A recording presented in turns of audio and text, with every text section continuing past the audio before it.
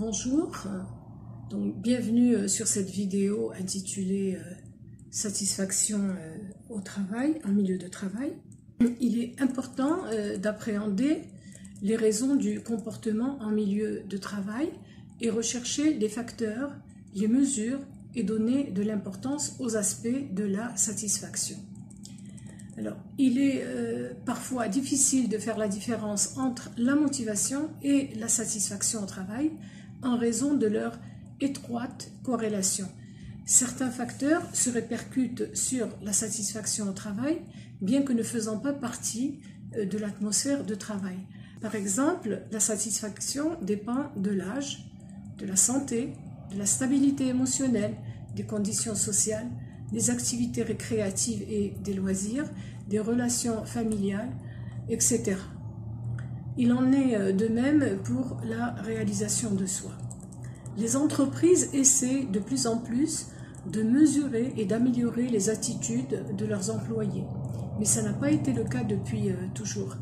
Par le passé, l'employé était considéré comme une machine de plus dans l'équipage. Bien sûr, machine, le mot machine est à mettre entre guillemets.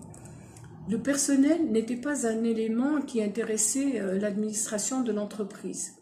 Les sentiments et les attitudes les intéressaient encore moins. À cette époque, l'entreprise recherchait l'augmentation de la production quasi exclusivement à l'aide de méthodes de sélection plus efficaces. Ceci a changé avec l'arrivée des relations humaines. Cette nouvelle vision avance que la productivité humaine ne dépend pas que des compétences et des connaissances. Avec cette prise de conscience, les entreprises ont fait des efforts pour mesurer les attitudes et pour apprendre aux superviseurs de montrer une sensibilité face aux sentiments des personnels. Les gestionnaires estiment que si la satisfaction au travail pouvait être améliorée, alors il serait possible d'augmenter le rendement. Cependant, dans les années 50, il a été mis en évidence que la corrélation entre rendement et satisfaction était beaucoup plus complexe que ce qui a été avancé. La mesure de l'activité aide aussi l'employé lui-même. Cette mesure peut se faire à travers un questionnaire. Alors, dans certaines entreprises, on considère que cette stratégie est une forme de communication ascendante, opportunité pour l'employé d'exprimer ses sentiments concernant les aspects positifs et les aspects négatifs du milieu de travail dans lequel il évolue. Les questionnaires apportent des résultats utiles seulement si les canaux de communication fonctionnent dans les deux sens. Pour que l'enquête soit un moyen efficace de communication bidirectionnelle, les employés doivent avoir l'opportunité d'intervenir dans l'élaboration du questionnaire. Alors, concernant donc cette mesure, 3 méthodes sont utilisées pour réaliser cette mesure. Toutes consistent essentiellement à interroger les personnels sur les divers aspects de leur travail. La méthode la plus commune est le questionnaire qui est distribué aux employés directement sur le lieu de travail ou bien envoyé par mail ou par poste, même si la poste maintenant on l'utilise de moins en moins. Les réponses sont en général volontaires et anonymes, ce qui signifie que le taux de réponse ne sera jamais de 100%. Il n'y a aucun moyen de savoir qui va répondre et qui va s'abstenir. Une autre méthode utilisée est l'entretien, lors duquel les employés peuvent discuter d'aspects variés de leurs tâches. Cet entretien peut être mené par un superviseur ou par un responsable du département RH. Et une méthode plus récente des mesures des attitudes est l'utilisation d'un test qui propose des phrases incomplètes qu'il faut compléter. Alors, la méthode des incidents critiques est également utilisée. Durant l'entretien, il est demandé à l'employé de décrire des incidents de travail qui se sont déroulés quand il était enthousiaste ou quand il était pessimiste par rapport à son travail. Depuis 1949, chaque année, le sondage Gallup questionne un échantillon représentatif d'employés en leur posant une des questions suivantes. Vous diriez qu'en général, vous êtes content ou insatisfait de votre travail. C'est certes une forme trop simple d'aborder un thème si intrinsèque comme la satisfaction au travail. Le sondage de 2013 a révélé qu'entre 10 et 13% des employés interrogés ont affirmé être insatisfaits au travail.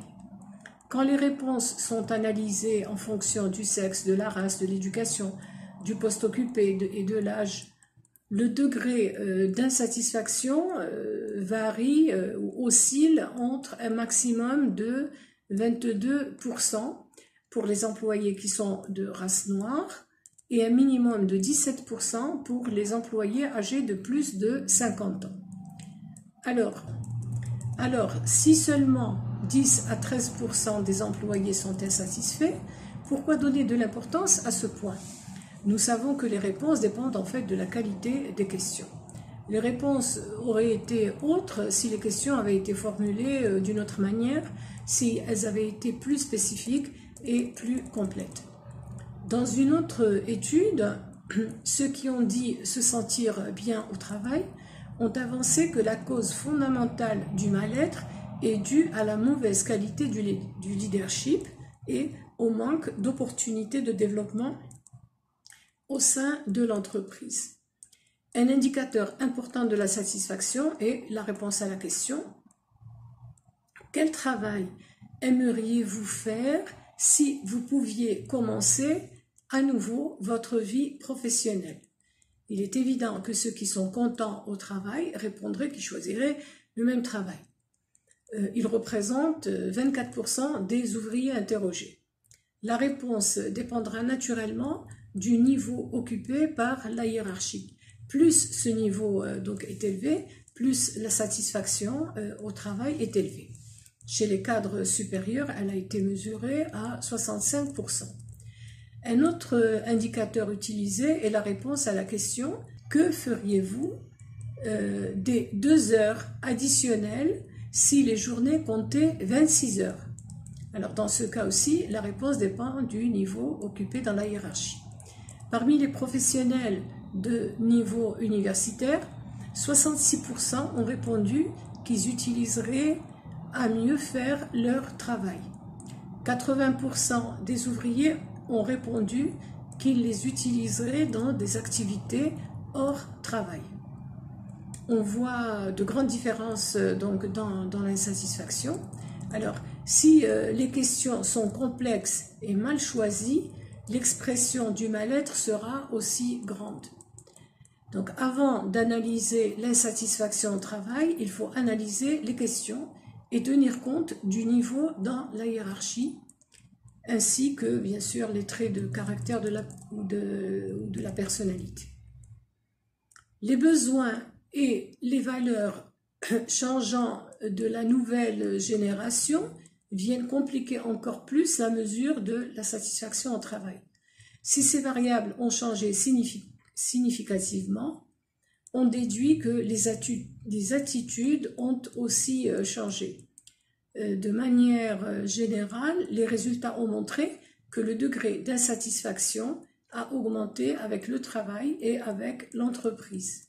Le développement de l'entreprise et la complexité de la hiérarchie augmentent l'insatisfaction.